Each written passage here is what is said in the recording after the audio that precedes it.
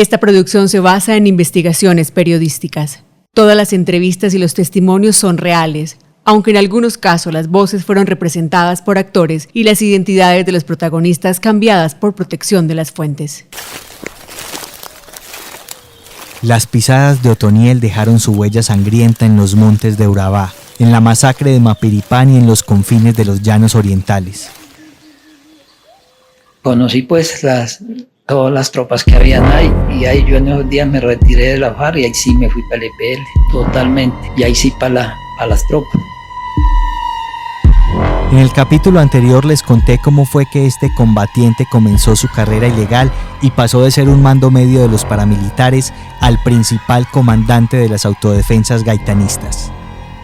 Yo soy el inspector, y en el desenlace de esta historia les narraré la feroz cacería contra quien llegó a ser el narcotraficante más poderoso de Colombia.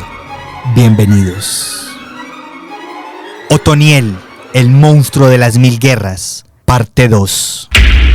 En diciembre de 2014, 11 oficiales de la Policía Nacional recibieron una carta de parte de la dirección central de esa institución, en la cual los citaban a una reunión secreta en un hotel de Bogotá para notificarles una nueva misión. Al recinto llegaron 4 generales, 4 coroneles y 3 oficiales de menor rango que representaban a la Dirección Antinarcóticos, la Dirección de Investigación Criminal, la Dirección de Inteligencia y la Dirección de Carabineros. Les informaron que en cabeza de ellos estaría la Operación Agamenón, una estrategia diseñada para capturar a Dairo Antonio Úsuga David alias Otoniel y destruir a la organización criminal Clan del Golfo.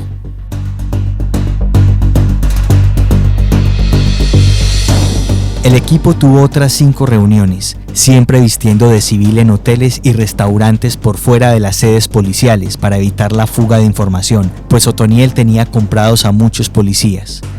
Agamenón desplegaría 1.200 uniformados con equipos especiales de comunicación, aviones, helicópteros, drones y comandos de asalto, que además tendrían el apoyo de fiscales especializados y agencias internacionales como la DEA, la CIA y Europol. Era sin duda la operación más grande en la historia de la lucha contra el crimen organizado en Colombia, incluso más grande que la del bloque de búsqueda contra Pablo Escobar en los años 90. En ese momento Otoniel ya era más que una amenaza nacional. Bajo su mando, el Clan del Golfo logró establecer redes delincuenciales en 23 de los 32 departamentos de Colombia, con una nómina cercana a los 6.000 combatientes, divididos en 4 bloques y 23 frentes. También tenía células activas en Venezuela, Panamá y España, y se estaba convirtiendo en el máximo proveedor de cocaína para las mafias de Europa, Norte y Centroamérica.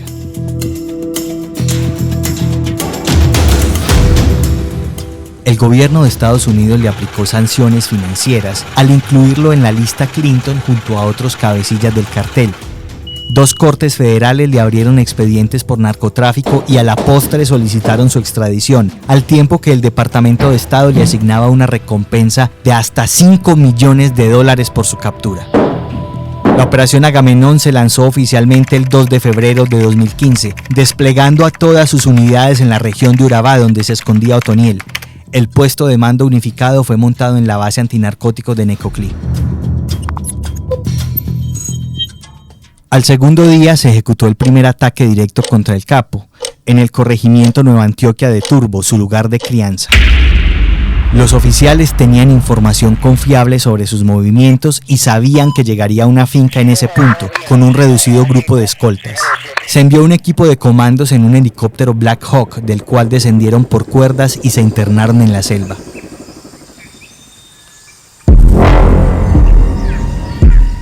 La bruma, procedente de la serranía de Avive y el Golfo de Urabá, ocultó el desplazamiento de la tropa por la espesa jungla, hasta que el sol despuntó en lo más alto y pudieron ver a los hombres de avanzada del anillo de seguridad de Otoniel. A varios metros observaron también la figura del capo andando con dificultad por la maleza. Los comandos, que eran superados en número, buscaron una mejor posición para dispararle a Otoniel. La oportunidad era inmejorable para un tirador de alta precisión. Camuflados de pies a cabeza, se desplazaron lo más lento posible hacia un costado, pero uno de los comandos se resbaló por un barranco y cayó a un hueco. Se fracturó la pierna, aunque ahogó el grito para no delatar la posición de su gente. Desde el puesto de mando en la base de Necoclí lamentaron la mala suerte y ordenaron la evacuación inmediata del herido. Cuando los helicópteros aparecieron en el cielo, los escoltas de Otoniel lo sacaron de la zona. Agamenón era una operación pensada para durar 70 días, en los cuales la policía y el gobierno de Colombia pretendían detener a Otoniel y sus secuaces. Pero subestimaron al enemigo y se encontraron con una resistencia inesperada. Otoniel no era un narcotraficante cualquiera, no tenía los vicios ni los lujos de los capos convencionales, no le hacían falta las comodidades de la ciudad ni la vida familiar, era un perro de monte, disciplinado, acostumbrado desde sus días de guerrillero adolescente a dormir entre la maraña como un oso. Así lo describió Natalia Andrea Rendón, una de las fiscales adscritas a la operación Agamenón. Era capaz de sobrevivir o subsistir por días caminando con una libra de panela, un atún y tomar agua de los arroyos, ¿cierto? No permanecía en un mismo lugar durmiendo, él podía citar a una reunión, todo el mundo terminaba la reunión y cuando ya se levantaba la gente él ya no estaba, él se iba en las horas de la madrugada en forma sigilosa.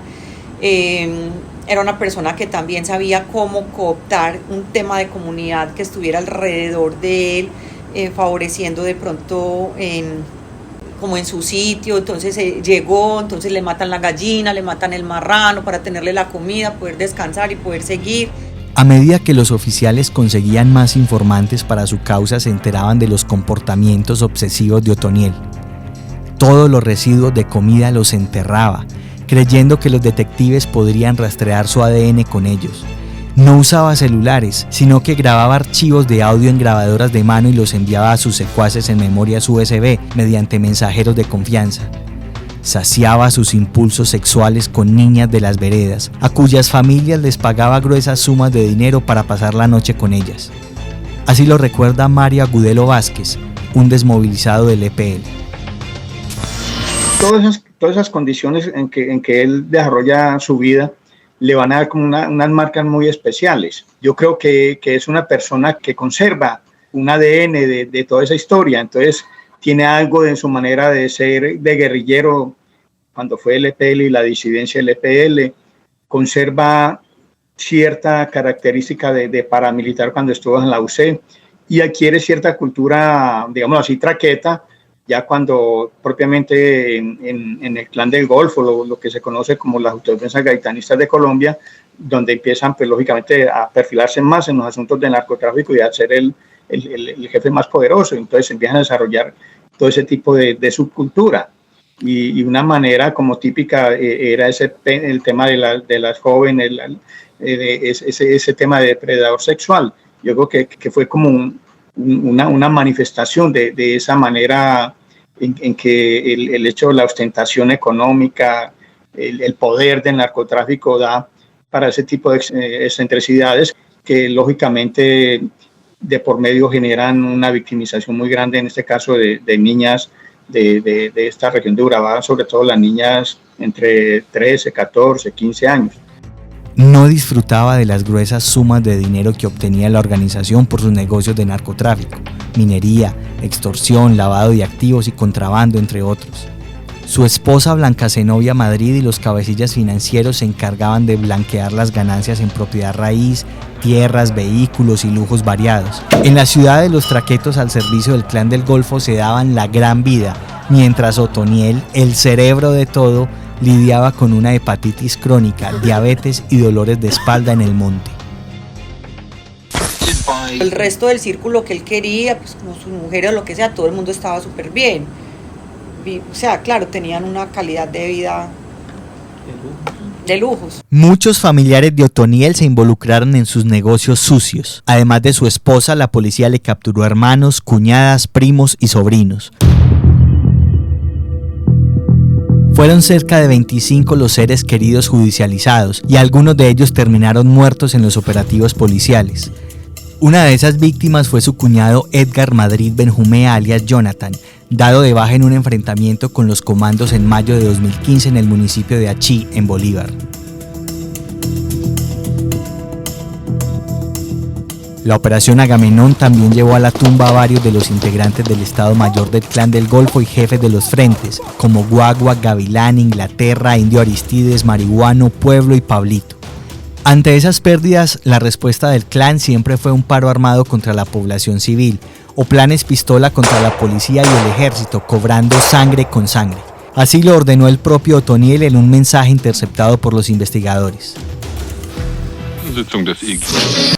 Trabajemos mucho con minas y con francos. No hay que pelearles a esos manes, de que no sea por una cosa de obligación dura. Pero para darles clavo con francos y con minas hay que meterles. Como en ese río también hay que clavarlos. Esos helicópteros, meterles. Si hay barros, esos fusiles francotiradores también meterlos, hijueputas. Darles también con francos y con barres, con esos .50. Y darles con quiebrapatas. Yo soy el inspector y estás escuchando Revelaciones del Bajo Mundo, el podcast. El 5 de septiembre de 2017 ocurrió algo inesperado. El Clan del Golfo distribuyó en chats de celular un par de videos en los que aparecía Otoniel leyendo un mensaje de paz.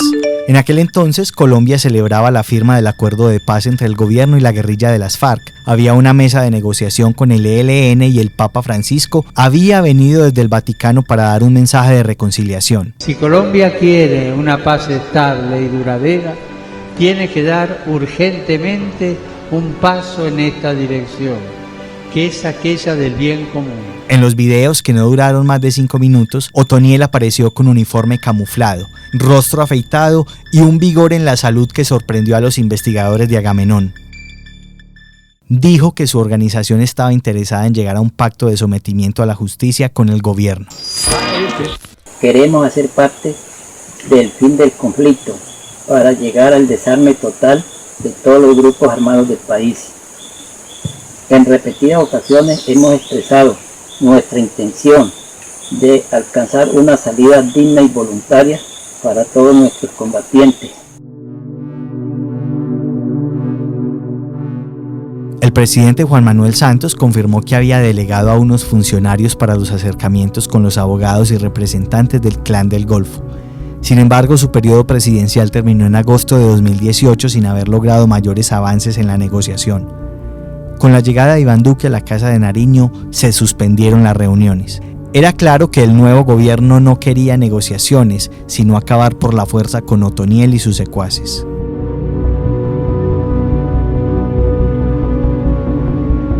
En este punto es inevitable preguntarnos, ¿lo pagaría caro el gobierno por no haber aceptado la propuesta de sometimiento de Otoniel? ¿A qué estaba dispuesto a llegar el nuevo presidente de la República para capturar al hombre más buscado del continente?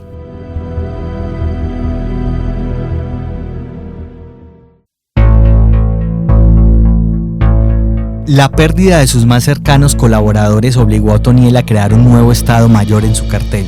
Ascendieron en la jerarquía alias Chiquito Malo, experto en el tráfico transnacional de drogas, Siopas, un exguerrillero de las FARC, Gonzalito y Rodrigo Flechas, desmovilizados de las autodefensas paramilitares.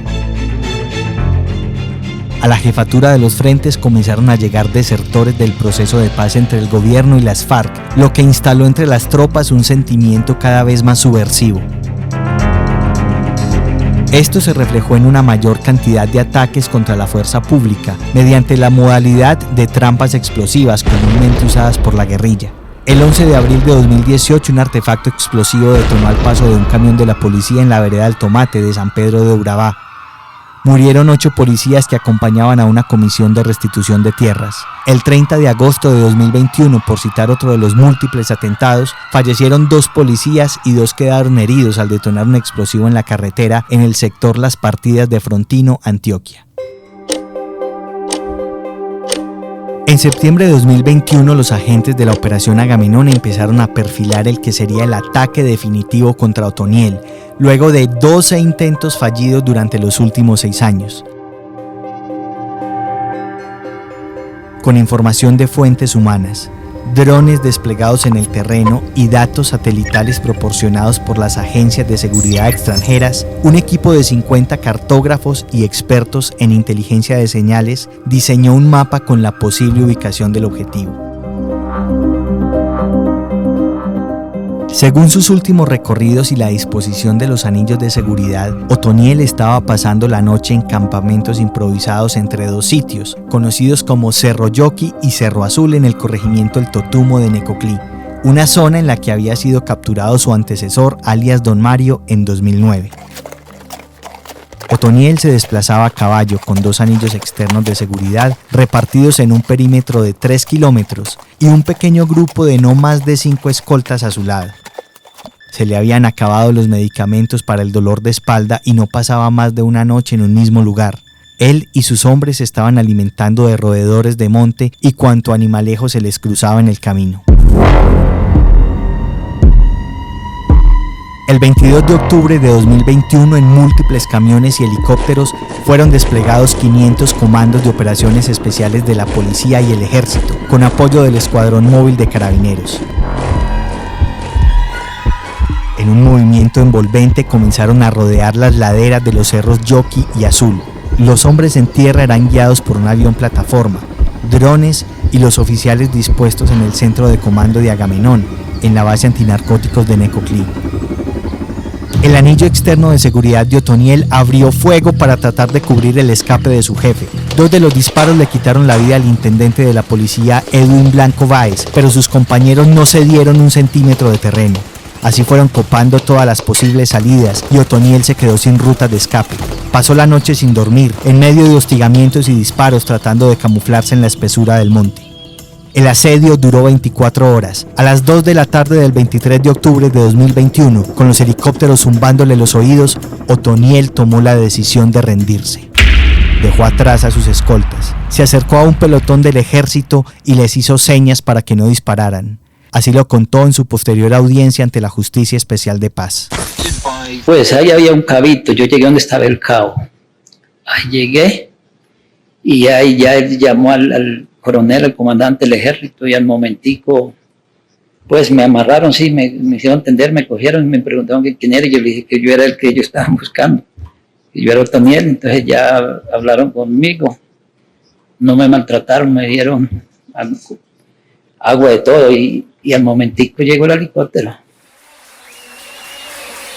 La caída de Otoniel fue celebrada por el gobierno nacional como uno de los mayores logros de la política de seguridad. Así lo reiteró el presidente de Colombia, Iván Duque. Colombianos, me dirijo a todos ustedes desde el emblemático fuerte de Tolemaida. Quiero informarles que se ha adelantado una operación conjunta, articulada y meticulosa, con el nombre de Operación Osiris. Y en esta operación ha sido capturado Dairo Antonio Úsuga, alias Otoniel, el máximo cabecilla del Clan del Golfo. Este es el golpe más duro que se le ha propiciado al narcotráfico en este siglo en nuestro país. Y este golpe es solamente comparable con la caída de Pablo Escobar en los años 90. Alias Otoniel era el narcotraficante más temido en todo el mundo. Tras su llegada a los calabozos de la Dirección de Investigación Criminal de la Policía en Bogotá, a Otoniel le empezaron a correr los términos de una condena de 40 años de cárcel que tenía en calidad de reo ausente por su participación en la masacre de 49 personas en Mapiripán, Meta, perpetrada por el bloque Centaurus de las autodefensas. También se aceleraron los trámites para su extradición. La Corte del Distrito Sur de la Florida le formuló a él y a otros 8 cabecillas del Clan del Golfo el cargo de conspiración para importar una sustancia controlada a Estados Unidos. De igual manera, la Corte del Distrito Oriental de Nueva York le tenía otro expediente por los delitos de conformación de una empresa criminal, conspiración internacional para fabricar y distribuir cocaína, conspiración para asesinar a rivales en el tráfico de drogas y uso de armas de fuego para fomentar el narcotráfico. El presidente Iván Duque estaba resuelto a firmar su extradición lo antes posible, enardecido por la declaración de Otoniel, en la cual había dicho que su captura se dio porque él se entregó. Alias Otoniel dice que no lo capturaron. Lo primero que yo quiero decir es, ¿qué va a decir esa sabandija cuando ya está en un calabozo, en una cárcel en Estados Unidos? Es un criminal que fue capturado, que mató policías, que secuestró gente, que lo veníamos cazando hacía mucho tiempo. Y no solamente a él, sino a todos sus secuaces, que fueron capturados o fueron dados de baja y han sido extraditados. Entonces, que no venga ahora a dárselas de lucido semejante criminal, que él sabe cómo lo capturaron, y él sabe hasta dónde le llegó la inteligencia, y le demostramos que contra el Estado no se puede. Así que le queda notificado a esa sabandija y a ese criminal que cuando se vaya al calabozo, a la cárcel en Estados Unidos, que es lo que le corresponde con la extradición, a ver si va a seguir diciendo lo mismo.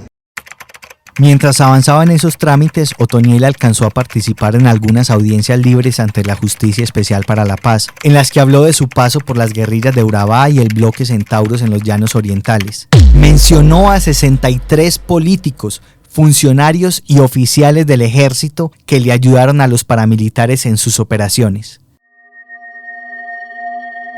La extradición se llevó a cabo en la tarde del 4 de mayo de 2022.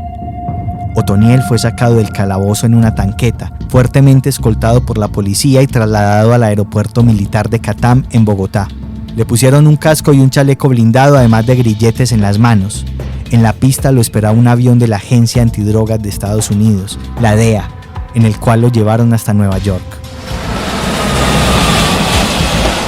A la medianoche de aquel día, mientras el avión de la DEA surcaba los aires hacia la próxima cárcel de Otoniel, sus hombres fraguaban la venganza en Colombia. El Clan del Golfo decretó un paro armado que perjudicó a las comunidades de 11 departamentos. Quemaron 187 vehículos. Bloquearon las vías principales, obligaron al cierre de los establecimientos comerciales, provocaron la suspensión de clases en múltiples colegios y el cese de operaciones de varias terminales de transporte.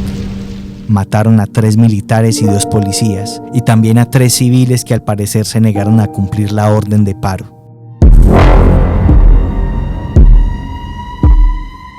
La extradición de Dairo Antonio Usugadavid, alias Otoniel, cerró un ciclo del conflicto armado en Colombia.